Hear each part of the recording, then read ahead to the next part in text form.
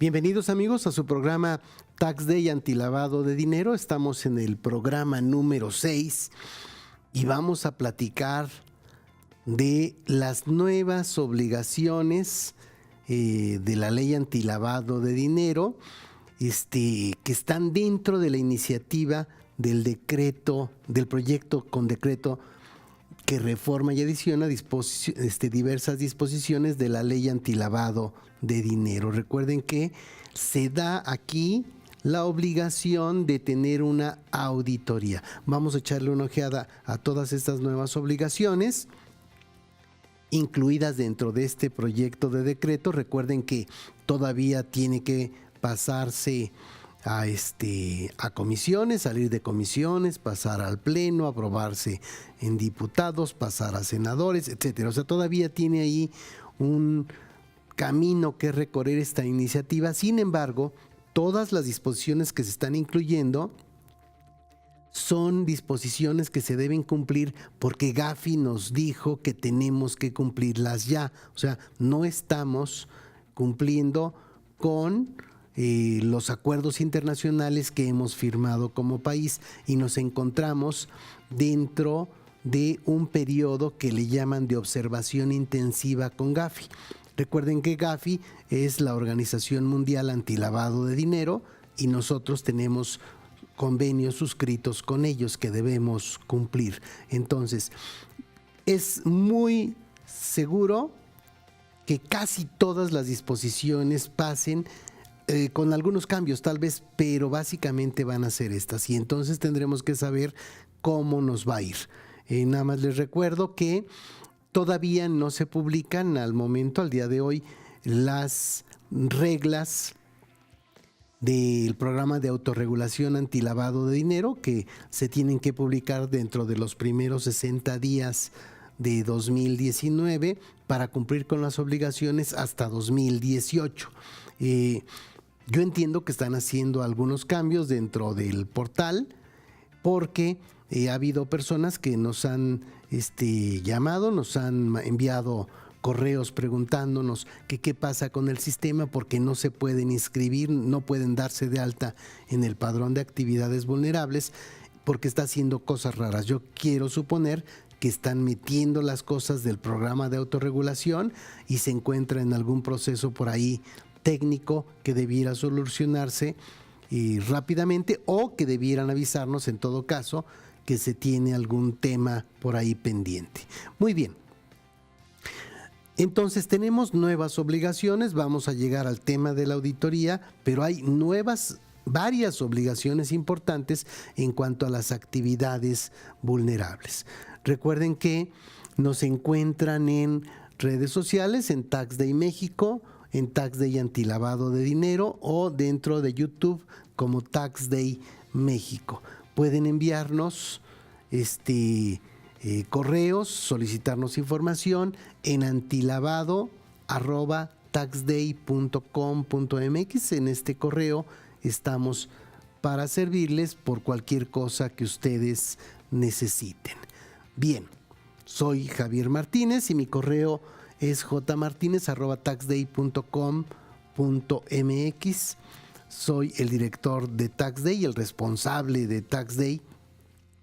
Y estamos muy metidos en este tema de antilavado de dinero, buscando que las soluciones sean soluciones que no hagan tan difícil el cumplir con estas disposiciones. Bien, tenemos entonces una iniciativa con proyecto de decreto que reforma y adiciona las diversas disposiciones de la LFPORPI, la Ley Antilavado de Dinero, o con el nombre largo que tiene, que se llama Ley Federal para la Prevención e Identificación de Recursos de Operaciones con Recursos de Procedencia Ilícita. Les comento, cuando esta ley estuvo en revisión en el Congreso, se llamaba con todo este nombrezote y aparte decía y financiamiento al terrorismo. Y dijeron, oye, pues ya está muy larga, hay que mocharle esa colita. Le quitaron y financiamiento al terrorismo y ahora gran parte de los temas que tenemos con esta iniciativa de reformas es que tiene que ser específico en relación al financiamiento al terrorismo, pero bueno, ya iremos viendo ese punto como un dato curioso. Bien. Dice, dentro de otras medidas, esta iniciativa dice, es importante que la adopción de los estándares internacionales al sistema jurídico mexicano se realice considerando en todo momento el impacto que generará en su implementación, tanto para las autoridades encargadas de aplicar la ley para efectos administrativos como para los sujetos al cumplimiento de las obligaciones previstas en la misma. Por lo tanto, se ha considerado prudente que la implementación de las recomendaciones 11 y 18 de Gafi, recuerden que son 40 recomendaciones, tengan como parámetro el monto global de operaciones que realicen mensualmente los sujetos obligados. Fíjense bien, aquí dice, tengan como parámetro el monto global de operaciones que realicen mensualmente los sujetos obligados. Continúa diciendo, digamos, en la exposición de motivos, que es con la finalidad de considerar su capacidad económica para estar sujetas a cumplir conforme al artículo 18 bis agregado. 18 bis agregado las siguientes obligaciones. Aquí hay que aclarar esto. Al momento de revisar los textos de ley, de los textos propuestos, resulta que no incluyeron un artículo 18 bis, sino que se incluyeron nuevas fracciones al artículo 18. Esto habrá que tener cuidado porque si nos vamos con la finta de lo que dice la exposición de motivos, al llegar a buscar el 18 bis, simplemente no lo encontramos. Ahí lo que también tendríamos que revisar es que no se revisó o no se tomó en cuenta el nivel de operaciones que tiene una empresa o una persona que realiza actividades vulnerables, sino los grados de riesgo de su actividad. Entonces, dependiendo del riesgo, no de su nivel de operaciones, es como se van a dar estas nuevas obligaciones. ¿Cuáles son? Primero, desarrollar programas de capacitación anual para sus empleados y funcionarios. Contar con sistemas automatizados que les permitan un monitoreo intensificado a las PEPs o clientes de alto riesgo. Recuerden que las PEPs son las personas políticamente expuestas. Habrá que tener entonces un sistema automatizado si es que yo caigo en un supuesto en el que mis actividades son de alto riesgo. Entonces, ya tenemos ahí varias broncas, desde empezar a calificar mis grados de riesgo por los productos que vendo, por los servicios que presto, para ver qué tenemos ahí. Entonces, primero, capacitación; segundo, sistemas automatizados; y tercero, contar con la revisión de una auditoría interna o externa que evalúe la efectividad en el cumplimiento del régimen de prevención de lavado de dinero y financiamiento al terrorismo. Tenemos ahora una auditoría interna o externa que tiene que evaluar y sacar un informe de cómo se está dando el cumplimiento de las obligaciones antilavado de dinero. Algo similar ya tenemos dentro de las entidades financieras. Tiene que llegar un auditor externo o un propio auditor interno y revisar y emitir un informe de cómo se está cumpliendo con las obligaciones antilavado de dinero. En el caso de las entidades financieras, tenemos una certificación. Nosotros estamos certificados ante la Comisión Nacional Bancaria y de Valores para poder ser oficiales de cumplimiento o para poder auditar entidades financieras. Para el caso de auditar empresas que realizan actividades vulnerables que caen dentro de la obligación, el Instituto Mexicano de Contadores Públicos tiene una certificación que sería certificación para auditar actividades vulnerables de la ley antilavado de dinero. Habrá que presentar un examen, habrá que certificarse y esta certificación dura 4 años, al igual que las otras certificaciones que tenemos dentro del Instituto Mexicano de Contadores Públicos. Yo querría pensar que las otras asociaciones pueden seguir un modelo similar y empezar también a tener estas certificaciones para contadores públicos que tienen la capacidad para poder auditar este tipo de actividades vulnerables. No sería una auditoría como el caso de estados financieros, es una auditoría que se da con normas para atestiguar y habrá que entrarle entonces a ese tema desde ese punto de vista. El tema de que haya una auditoría ya lo traemos desde hace un par de años, de ahí que haya nacido la certificación del instituto. Sin embargo, se han venido atrasando estos cambios y aparentemente ya van a pasar y por tanto tendríamos que revisar, queridos colegas, la opción de estarnos certificando para poder prestar servicios que van a requerir estas empresas y además dar auditorías para determinar qué grado de efectividad tienen sus sistemas para poder cumplir con las leyes antilavado de dinero. Muy bien. Si recordamos nada más un poco lo que es el artículo 18 de la actual ley antilavado de dinero, tenemos 6 fracciones. Está la fracción 1, que es identificar a los clientes usuarios. Está la fracción 2, que hay que revisar la relación de negocios. Está la fracción 3, en la que hay que preguntar si existe un beneficiario real o dueño beneficiario. Está la 4, de conservar documentación. Está la 5, en la que hay que permitir visitas de verificación. Y está la 6, que nos lleva a presentar avisos en tiempo y forma. Tener un sistema que le permita acumular las operaciones por periodos de 6 meses. En su caso, más bien ahí no tienen tanto que ver con el nivel de riesgo de la empresa, sino con que las operaciones, al ser tantas, van a requerir algún tipo de software que permita acumular las operaciones.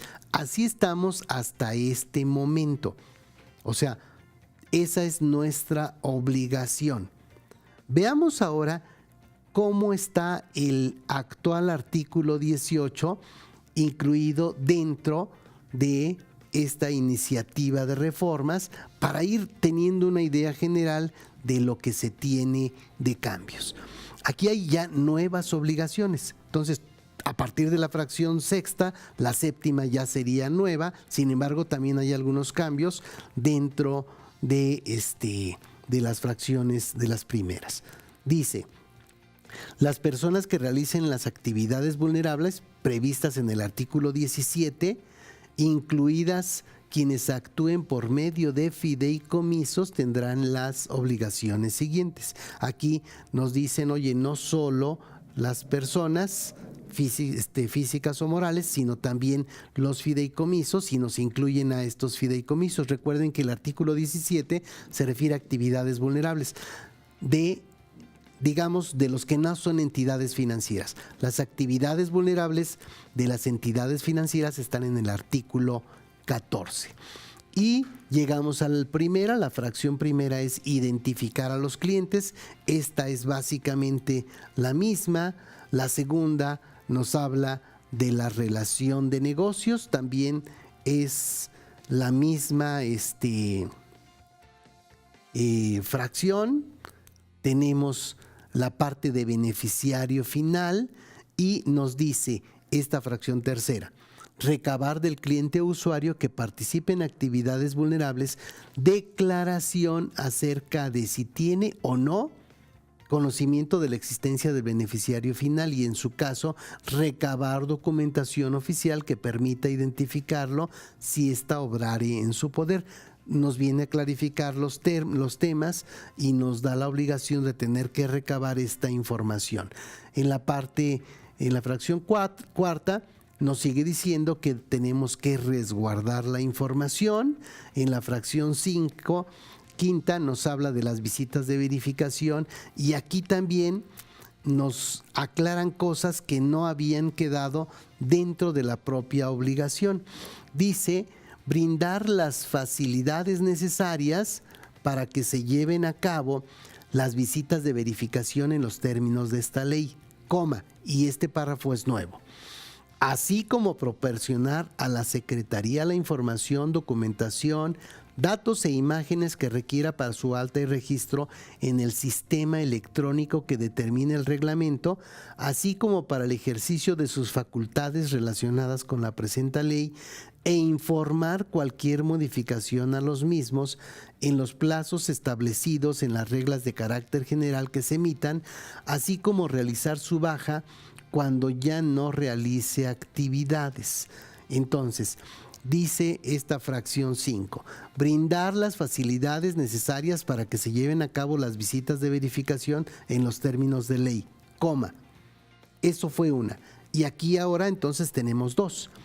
Así como proporcionar a la Secretaría documentación, datos e imágenes que requiera para su alta y registro en el sistema electrónico que determine el reglamento. O sea, ya tenemos ahora sí dentro de las obligaciones el darnos de alta en el padrón antilavado de dinero. Recuerden que antes decíamos, oye, pues no, mi obligación no es darme de alta en el padrón, mi obligación es presentar los avisos, y para presentar los avisos entonces tengo que darme de alta en el padrón, pero es como de rebote.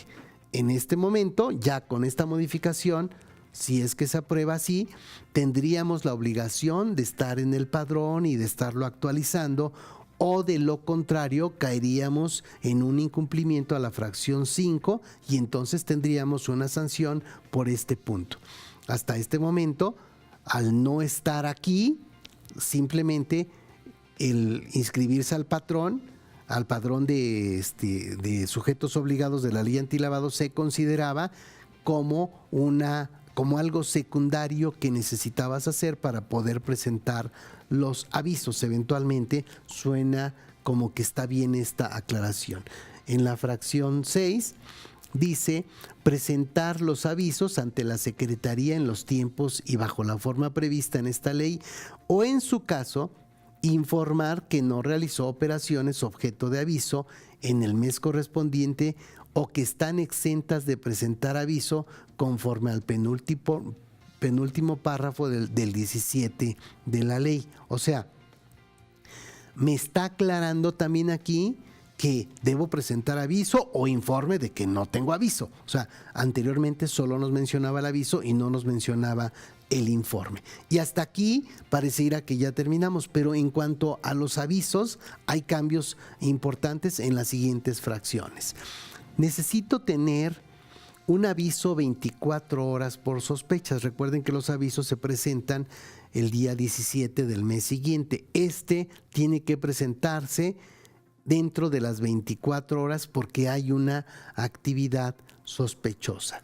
Dice, en caso de sospecha o de contar con información basada en hechos o indicios de que los recursos relacionados con los actos u operaciones pudieran provenir o estar destinados a la comisión de los delitos de operaciones con recursos de procedencia ilícita o de financiamiento al terrorismo, deberán presentar aviso dentro de las 24 horas siguientes en que tuvieron conocimiento de dicha información o se generó la sospecha, incluso si el acto u operación no se celebró, considerando las guías que para tal efecto emita la unidad de inteligencia financiera. Entonces, ya desde aquí me dicen, oye, aguas, si sospechas que puede haber aquí una bronca, de inmediato mándame el aviso, no te esperes hasta el día 17 del mes siguiente. Todavía hay otra opción en la que tenemos un aviso 24 horas dentro de este mismo artículo 18. También deberán presentar un aviso en el plazo señalado en el párrafo anterior cuando detecten que los actos u operaciones realizados no coinciden con el perfil transaccional del cliente o usuario.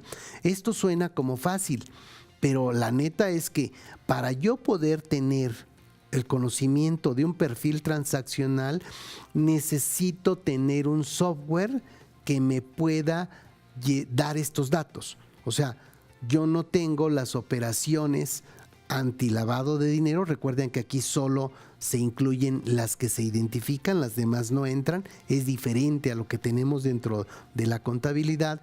Y entonces esto me puede llevar a que se requiera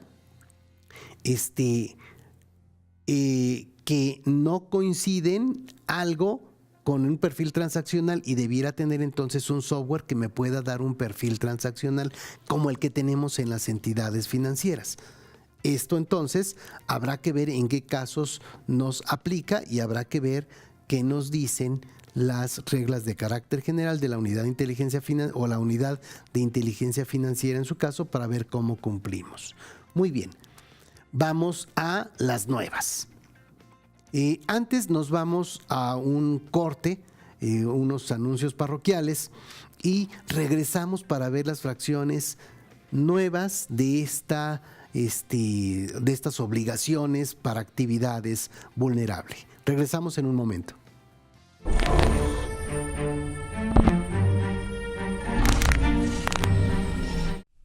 Cumple con las obligaciones de la ley antilavado de dinero.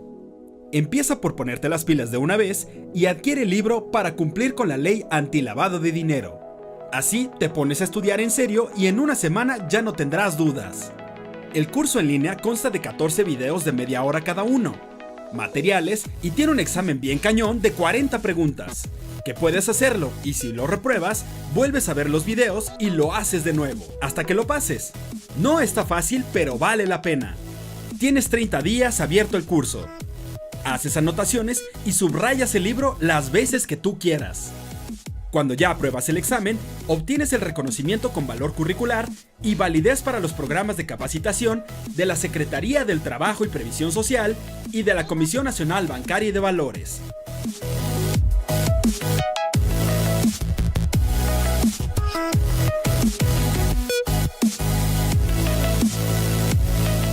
Además, es muy fácil pagarlo. Puedes hacer tu depósito en cualquier tienda OXXO o Seven. Tienes los datos y otras formas de pago en www.taxday.com.mx o en Facebook en @TaxDayMéxico. Ya no te hagas y cumple con la ley antilavado de dinero.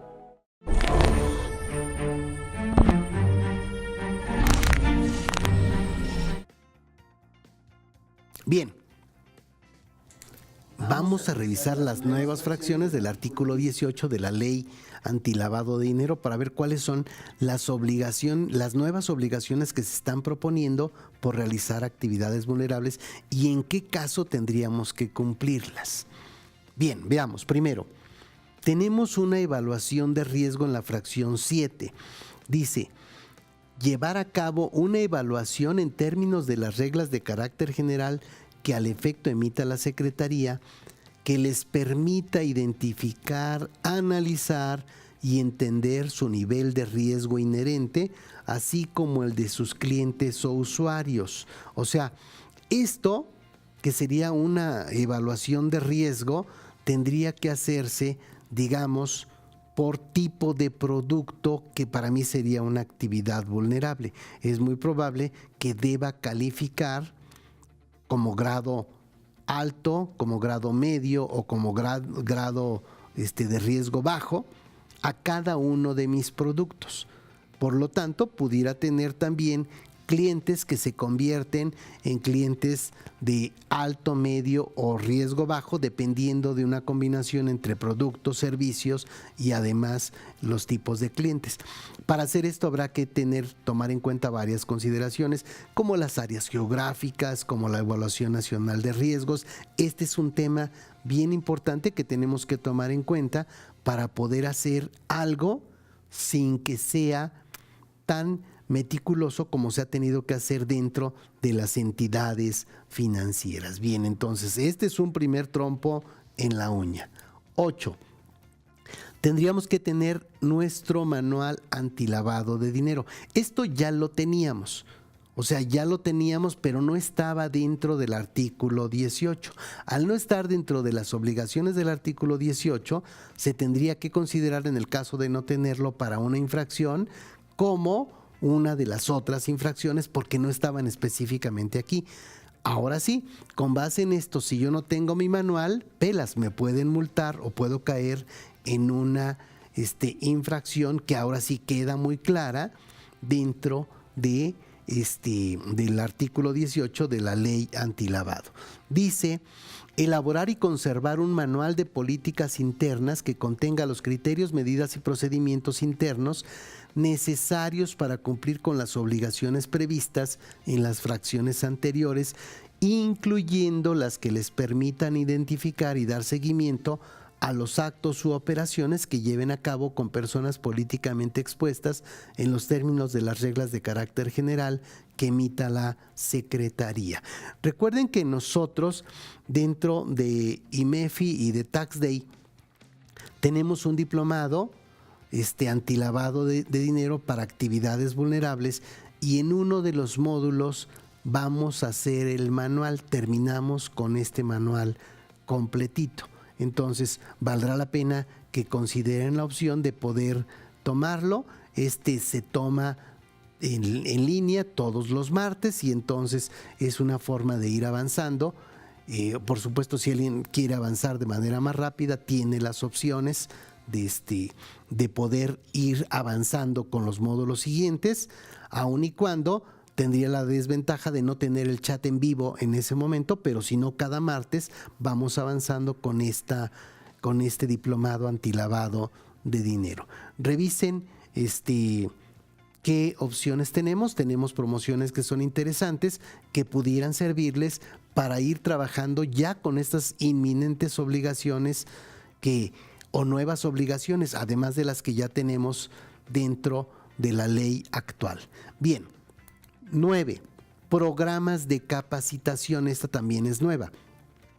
Desarrollar programas de capacitación una vez al año, dirigidos en su caso a los miembros de su consejo de administración, directivos, funcionarios y a sus empleados que tengan relación directa con los clientes o usuarios, que contemplen la difusión de la ley y su normativa secundaria, así como del manual de políticas internas señalado en la fracción 8 de este artículo. Oye, dime cómo vas a capacitar a tu personal para que no solo tengas un manual ahí archivado donde vienen todos los datos. O sea, dime cuál es el plan de capacitación, y tendremos entonces que cumplir también con estas obligaciones.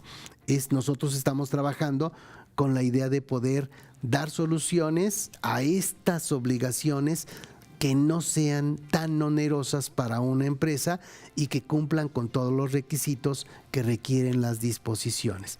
Actualmente lo hacemos ya con disposiciones de la Comisión Nacional Bancaria y de Valores, por lo que no nos va a ser realmente tan difícil lograr cumplir un nivel adecuado a un costo adecuado respecto de las obligaciones para actividades vulnerables. 10. Sistemas automatizados. Y aquí ya tendríamos que estar temblando, porque tú dices: oye, espérate, necesito tener un sistema automatizado porque eso cuesta dinero. Actualmente en el mercado ya hay varios sistemas en las entidades financieras en las que tú puedes rentar el servicio. Si tú rentas un software para su uso, por supuesto que vas a tener la ventaja de que cualquier cambio, el dueño del software es el que lo tiene que estar cambiando, etcétera. Eso ya lo utilizan también algunas empresas que realizan actividades vulnerables, que tienen muchas operaciones. Sin embargo, tendríamos que revisar qué pasa, porque está bien, tu empresa que llevas este software, debieras considerar que ahora, al tener muchos más clientes, tus costos pudieran ser un tanto más, no tan altos, digamos, en relación a tener más clientes. Pero eso ya es un tema de oferta y demanda. Veamos aquí en qué casos sí caemos ahí. Dice: contar con sistemas automatizados que les permitan llevar a cabo un monitoreo de los actos u operaciones que realicen con sus clientes o usuarios, para identificar aquellas que no se encuentren dentro del perfil transaccional del cliente o usuario, o que deban acumularse conforme al último párrafo del artículo 17 de la ley. Dichos sistemas también deben permitir dar un seguimiento intensificado a los clientes o usuarios que sean considerados personas políticamente expuestas o de alto riesgo conforme a la evaluación que se haya hecho conforme a la fracción 7 de este mismo artículo 18. Eso es lo que tendríamos que ver dentro del sistema automatizado. Entonces, tengo que tener un sistema automatizado en el que yo tenga un monitoreo de los actos u operaciones que realicen con clientes o usuarios para identificar aquellos que no se encuentren dentro del perfil transaccional del cliente o usuario. O sea, ya me metió aquí en un tema en el que no se ve cómo yo pudiera decir, oye, pero yo realizo una operación, tengo que tener un software para eso. Eso lo tendríamos que esperar a que nos lo dijeran dentro de las reglas de carácter general, porque se tiene que estar revisando en qué casos sí entramos y en qué casos no entramos. O, como decía la exposición de motivos, habrá que ver cuáles son los escalones que se van a dar, que nos los pudieran dar como una facilidad. Tenemos entonces esta última fracción, que es en la que estábamos basando el centro del programa, pero bueno, que ya ven que es importante todos los puntos. Veamos nada más qué tenemos aquí. Dice, revisión de auditoría interna o externa cuando se tiene riesgo alto. Esto es nuevo. Y aquí sí me dice específicamente cuándo caigo en este supuesto. En los otros no me lo indica. Dice, contar con la revisión por parte del área de auditoría interna o bien de un auditor externo independiente cuando el riesgo de quien realiza la actividad vulnerable sea alto. Ya revisé que lo que yo hago está dentro de un riesgo alto. Nada más les comento que conforme a la Evaluación Nacional de Riesgos de 2016, están dentro de riesgos altos, por ejemplo, toda la parte de automóviles, toda la parte de enajenación de inmuebles. Por ahí tendríamos que tener cuidado con estos puntos. Toda la parte de préstamos también están ahí dentro de alto riesgo y pudiera ser que ya de entrada esas pudieran estar cayendo aquí. Dice, contar con la revisión por parte del área de auditoría interna o bien de un auditor externo independiente cuando el riesgo de quien realiza la actividad vulnerable sea alto, según la evaluación realizada conforme a la fracción 7 de este artículo 18, para evaluar y dictaminar en un año de calendario la efectividad del cumplimiento de las obligaciones previstas en la ley y en su normatividad secundaria conforme a las reglas de carácter general que emita la Secretaría. Tan tan. Entonces aquí me regreso a este punto. Necesito tener la auditoría con estos sectores de alto riesgo. Si revisan la Evaluación Nacional de Riesgos, al final viene una tablita donde están calificados los riesgos por actividad vulnerable y ahí tendríamos ese dato que hemos visto dentro de los programas de Tax Day antilavado de dinero, pero que habrá que estar revisando para ver en qué casos sí caemos en estos supuestos. Bien. Nada más veamos ahora el artículo 20 respecto de designar representante ante el padrón antilavado de dinero, porque viene un cambio que es muy importante. Dice, las personas morales y quienes actúen a través de fideicomisos que realicen actividades vulnerables, este es el artículo 20, deberán designar a un representante. Esto ya lo teníamos así. Me dice que entonces, si yo no designo a un representante o el representante no es aceptado, recuerden que el representante tiene que aceptar el cargo con su fiel, entonces lo que tenemos es que el representante va a ser el consejo de administración o el administrador único, o en el caso de un fideicomiso, sería la entidad financiera que sea la fiduciaria. La fiduciaria sería quien sería el representante para efectos de esta ley. Esto ya tiene cambios importantes, pero esto es lo que a mí realmente me tiene como algo que debe estarse realizando. Dice, el representante debe tener poder para actos de administración. El representante deberá contar por lo menos con un poder general para actos de administración de la persona moral o fideicomiso de que se trate y recibir anualmente capacitación para el cumplimiento de las obligaciones que establece esta ley. Entonces, mi representante necesita un poder de actos de administración. Oye, pero no inventes, no está fácil estar dando poderes para actos de administración. Un poder para actos de administración suena como que no está tan sencillo. Yo creo que debieran darnos la oportunidad dentro de las reglas de carácter general o modificando esta parte, que no sea así como lo están mencionando, poder para actos de administración, sino que pueda ser un poder para un acto de administración específico del cumplimiento de las leyes antilavado de dinero. Porque si no, tenemos ahí un tema en el que no es fácil otorgar un poder de estos a una persona si es un externo, por ejemplo. Ok, puedes otorgarle un poder a alguien, tal vez con una fianza, etcétera, pero se va complicando más el tema. Esperemos que ahí nos cambien este punto para que nos pueda ser más fácil otorgar este poder a nuestros representantes. Nosotros dentro de Tax Day somos representantes de varias empresas que realizan actividades vulnerables y no habíamos tenido este tema, o sea, simplemente tenemos un acta de consejo en el que se nos designa como representantes y ya. Ahora tendremos que revisar en el caso de que esta fracción sea aprobada, o este artículo, estas modificaciones sean aprobadas, que vamos a solicitar que nos emitan un poder, pero yo necesito que el poder que me emitan sea un poder circunscrito a mis actividades del cumplimiento de la ley antilavado, porque a mí no me interesa tener un poder que pudiera llevarme a ser responsable de otras cosas dentro de la empresa, y a la empresa tampoco le interesa que un tercero tenga poderes para actos de administración así como así. Es algo harto difícil que tendremos que revisar.